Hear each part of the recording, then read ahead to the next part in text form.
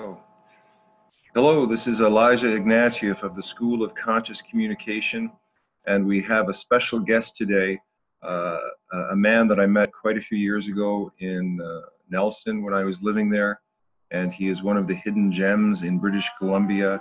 His name is Soniko, and he is preparing to take people on a very magical spiritual journey into South America, and so that's what we're exploring today.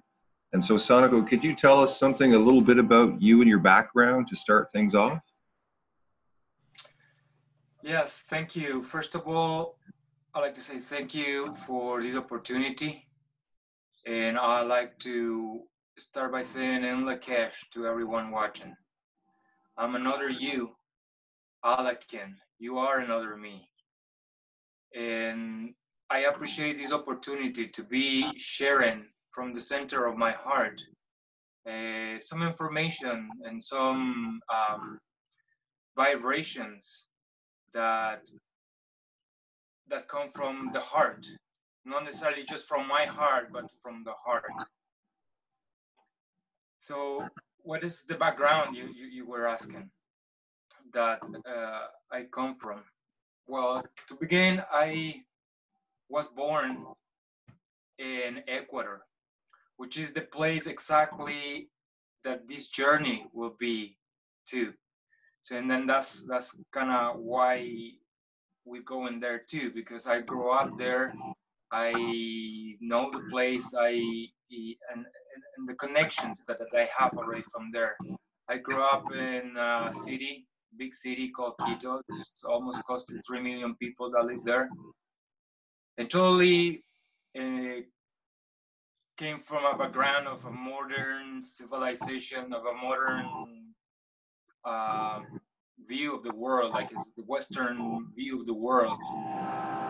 And it wasn't until my early 20s, when I was 21, when I actually had like this major awakening.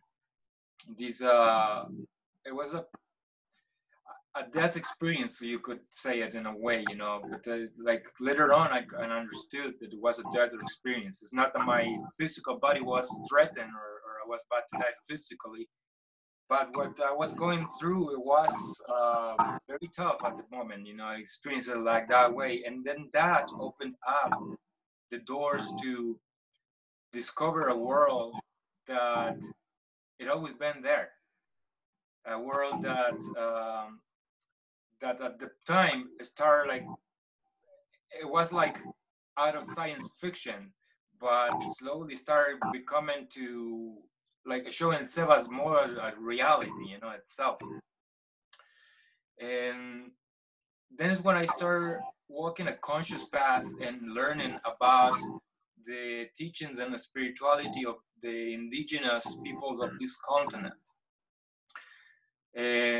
Back when I was 24, I did a vision quest, my first vision quest. That was being alone in the forest for 4 days and 4 nights with no food. And then this led to this big project that I've been sharing with people for the past 6 years, that is called the Heart Map Experience, which is a tool to help people to literally make a map to from where the place that we are now to that hard place that we envision, that we, you know, that somehow we don't recognize it yet, that is with us, but we want to be. So that's and it's beautiful, you know, talking about maps too, because my understanding is like you like share a lot about what it is mapping and like that. So I feel that it's a very good to share this, you know, and this space too about the hard map. But that's the background. That's the background for the past 5 years, and well, I'll say like since 2001. And I've been walking a conscious path, learning from indigenous people of this continent in South America. Later on, I moved to Canada in 2005, and since then, I also been learning from indigenous peoples here in Canada. And then since 2012, I've been sharing like with the whole world, you know, the heart map experience. So this is the So, back. what kind of like you want to take a group of people to Ecuador and to go through the teachings of your heart map experience? Is that true? Like, how long are you going away for, and what do you think? What do you want to have happen? Well, to begin, the intention of this journey is to gather conscious people that at this time are working in service to the earth. They are working to raise the vibration of the people that live on the earth. And this journey is a gathering that has mainly like three strengths, like, you know, to pray, to inspire, and to empower the people that come to this journey. It's a spiritual pilgrimage. So when I say pray, we're gonna gather as a spiritual pilgrimage, as a living prayer, gathering for 13 days in a magical place in the middle of the earth called Ecuador. You know, they call it the middle of the earth because it's right in the equator. It's in latitude 0, parallel 0. And that's why they call it the middle of the earth, like the center of the world, they call it down there, right? There's many magical things about that place. But then that is coming together to pray, to give thanks, because at this time, you know, there's so many good things that are already happening. There's so many initiatives that are already going on. And the people that this invitation is for people that already been working and holding this, you know, good news, these good things that are happening, that they've been working on it. But somehow too, I feel that we are at a time right now where there's some steps that need to be taken. And you know, that's involves a lot like this prophecy of the eagle and the condor. And, you know, that exchange between what the condor has to offer to the eagle. You know, me as someone that chosen to make my home and to live in the northern hemisphere here in Canada, and to live, let's say, in the lands of the eagle, but as well coming from the land of the condor. You know, like I feel that during my experience and in my walks, I got to have a clear understanding of what that exchange is, in a sense, you know. And that's why too the gathering down there to Ecuador, to be able to at first hand, like by experiencing the land where the condor lives, receive these teachings, starting there by being in the land of the condor. Then we will get inspired. You know, that's you know, pray, inspire, empower. We'll get inspired by the indigenous teachings of the people of that land. So we're gonna be visiting people in the Amazon jungle, like this tribe of people named they're called the Sequoia people, and we'll be experiencing some time with them, as well as some time with people in the Andean mountain range, because the Ecuador is an Andean country, and we're going to be in a place called Otavalo, like with experiencing the teachings of the Otavalo people.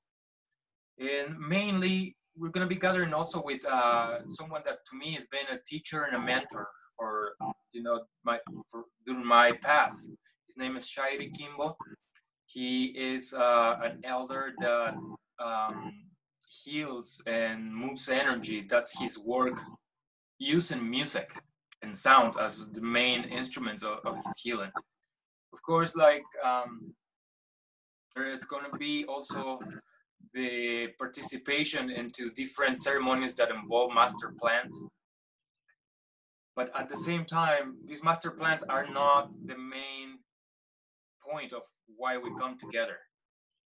there's just going to be another teacher that will be present as part of the experience. And part of these teachings that I'm talking about, indigenous teachings, are there's an Andean philosophy, or like a indigenous philosophy down in the Andes that is called Aini. And Aini has to be with reciprocity. It's the law of reciprocity. And it says that in order to receive, we must first give. And this law of reciprocity is also divided into, like, has two other components. That is the Randi Randi, which it means I share what I have. I share what I know. And Minga. Minga means I help in the way I can. I participate and cooperate with the growth of the group in whatever way and means I can. So this is our like core points of the Andean culture, the culture of the condor. They're like core values that they have that been practiced. They're still practiced, you know, like in the community living. Say like these mingas, for example, they're basically what here in North America sometimes we call it work parties. You know, somebody needs a fence done. All the community will come and will work for until the fence is done, you know, for whatever time that is. Might be a week, might be 3 days. The whole community will come, kids, women, men, and we'll work until that fence is done. But during that time, we also will eat together, and then we'll celebrate every time, every night. We're just like, it'll be almost like a continuous celebration festival, you know, going on while we get things done. And then once we're done with this fence, then we're in the next house and the next household, and we need like a water canal, and then we dig and we get that done. So this in itself is a lifestyle. This is something that brings the people together and creates this ways of living, you know. And then the third component of the intention of this journey is to empower, because at this time, like one of the messages that I've been sharing for the last while, you know, when I do my workshops and I do the ceremonies that I hold, is about the galactic indigenous consciousness. This is a fancy name for the birth of the new time that is happening now. There are many indigenous prophecies as well that talk about this time, that talk about the people of the rainbow, you know, the people of the many colors coming together. And in the Andes, there is a prophecy as well. They call it the Pachacute. That is the prophecy of the new time. And then they have a flag that is like a checkerboard, a flag that is all in squares, but with the colors of the rainbow. And this flag is the prophecy. It's not a flag that represents a group of people there, but it represents all people coming together. And that's what it means. That's what the Andean culture is all about. The embracing of everyone and all the capacities and all colors coming together. And why I share this concept in this way, galactic indigenous consciousness? Because for once, you know, what does it mean to be an indigenous? You know, indigenous, that word by definition only means that we are born in a place, that we belong to a place. So by that definition, we're all indigenous to Mother Earth.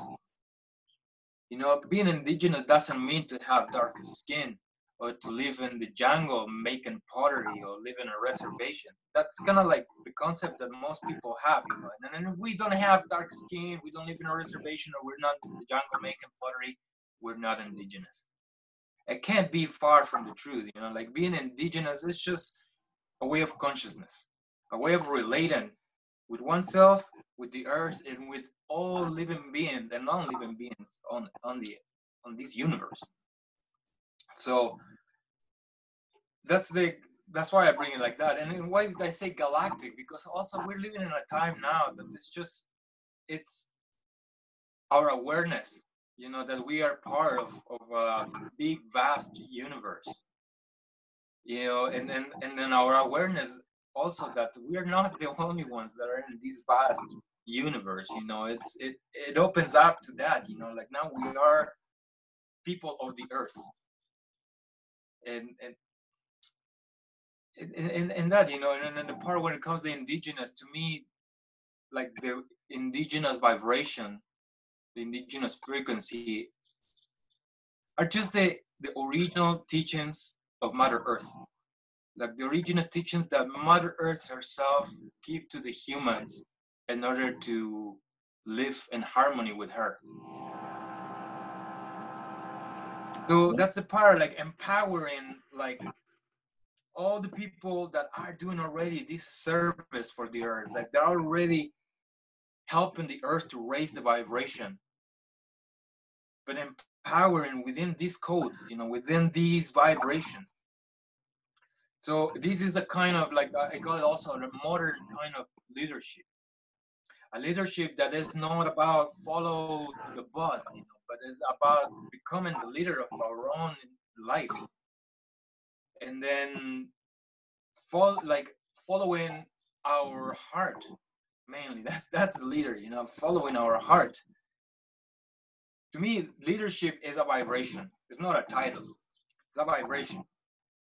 A leader is someone that see that something needs to be done and do it first, and thereby is leading the way for others, inspiring others. So this way of leadership basically is, like the well-known saying, be the change you want to see in the world. So this is the kind of vibration, right? So Can I ask some simple questions about logistics? How many people are you looking for? When do you want to go? And what possible prices there may be? We are looking into gathering a group of 13 people, and there's a minimum of 8 people. We will be 10 days experiencing 4 different worlds. And like when I say 4 different worlds, that's the beauty of Ecuador, that for being such a small place, in very short time we can experience literally 4 different environments. So we'll be like experiencing some part of the Amazon rainforest, then the highlands of the Andes. Then we will be experiencing also the cloud forest, that is a place in between the Andes and the ocean. Just the cloud forest. And at last we ended the journey at the ocean. Now, the cost of the investment for this journey is of $3,333. That includes from accommodations, transportations, any fee that we require to access to certain places, all food, also food, considering special dietary needs, and we'll also include there's 4 main ceremonies planned for this, and we'll include there's 2 main workshops that will happen all along. So this in itself is like the basic logistics, but also is the invitation to visit the website heartmapexperience.org/heart-journeys, where like you can actually read more in detail, like all the information that is involved. And when is that taking place? The journey is taking place from March 6th to March 18th. So it's coming pretty quick, and those 13 lucky people are going to have an experience, it sounds like, that will utterly change their life and participate in the solution to what we need to see on the planet right now, is what I hear. Well, you know, like, I really like and resonate with this also very well-known saying, you know, that said, like, yesterday I was clever and I wanted to change the world. Today I am wise and I'm changing myself.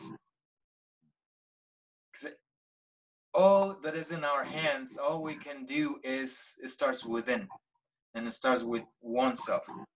And this journey is to basically produce a major breakthrough. That's the outcome. That's the main prayer, that for the people that are already doing valuable work for the earth, but at the same time, you know, people that are going through a major life transformation, that need some time and space to see clear and to get inspired, you know, about what's next on their path. This is what we provide, and this time and this space to, together with other hearts, you know, because you gathering hearts, receive all that, you know, all the inspiration, the empowerment necessary to do this quantum leap, to do this breakthrough that is needed at this time. Well, I'd like to thank you very much for sharing what you shared today. I would like to just add that Soniko is one of the people that has been putting in the ceremonies and the work and the time behind the scenes for years and years and years. And I believe that 2018 is the year for you to come out with your work. And I believe that this pilgrimage is a start of a whole new level of teaching for you, because you have put in the time, and I'm very honored to be able to assist you in bringing this information into the world, and you have my heartfelt support in that regard. And I would strongly suggest anyone out there who really wants to make a huge shift in their life to participate in this, because these are the moments that define your future. And I feel it's a very good investment to participate with you. You know, something I like to share too is like, so then people have a better idea, and to be clear, you know, so then, like, who is this journey for? You know, this journey is for, like I said at the beginning, to people that are already working and serving the earth, and helping to raise the vibration. But for example, doing what too, you know, like, it just, like, in a way is very, we're trying to just, like, be more precise too, you know, like, to what and who is it's meeting at this time. So to begin too is, like, you know, we're calling people like musicians that are, like, you know, like, creating music that raise vibration of people, to artists that are creating art that is raising the vibration of people, and also filmmakers that are making films that are raising the vibration of people. We're calling also for people that I call at this time neo shaman, you know, people that are training themselves into working with energy and working with the spirit realms, people healers, and people that also hold space, you know, like that, space holders, hold ceremonies, that do this kind of work. Also calling for parents, you know, people that already have kids, and then parents at the same time. I say, like, community builders, because as soon as someone makes that choice to be a parent, and then be a conscious parent, you know, is starting a community. That's the smallest of the fractal, you know. The community is the family, and the median, you know, the children that they want to have, and then calling parents that also are dreaming a different future for their children, and they're already working on that.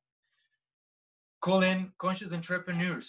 They're also like are doing business in a different way. They are like bringing consciousness to it. They are bringing a different way of like moving this energy that we use currently, that we call money, and move it in a way that is conscious, that is that is fluent, that is transparent, that is clean. And also I call all this group, you know, like calling the seed carriers. People that right now are carrying this seed, that are like that know that they're carrying this seed. These are the people that we're calling at this time. Also, people that are spiritual warriors, I call them too, because are people that are responsible, that know they are responsible for their own life creation. Because one part that I just wanted to also mention, a part of all this, you know, this is the first journey that I'm putting this together, and then right now it's just me, and there's a couple more people that have jumped into like as part of the team. But it is also an invitation for more and more for like building a community of like guardians of this seed. This is a seed, you know. This is like the intent of this is to plant the seed that the world grow. But also mentioning that the people we're calling tier two are people that are responsible for their own life, because the way that we're going, you know, in a sense, the intention is not to at this time to look after the safety and well-being, or like, you know, directly of people, like in a sense, like babysit nobody, you know. Like the idea is to come together with people that know that need to be at this time, at this place, there, because we're all coming together to give, to contribute. That's the prayer, like and honoring the principles of ID. We coming together to give, because by that act of giving, we shall receive what we praying for. We shall receive what we are like creating. We will see it into the world, and that is the breakthrough that we all will come with. We'll walk away with. That's what is the vision. That's the breakthrough in the quantum jump, the quantum leap that we're doing. That sounds amazing. I think we've come to the end of our connection. And again, much thanks, Soniko, for preparing this and for bringing this to the world. And many blessings on you and the journeys of the people that you take with you. Aho.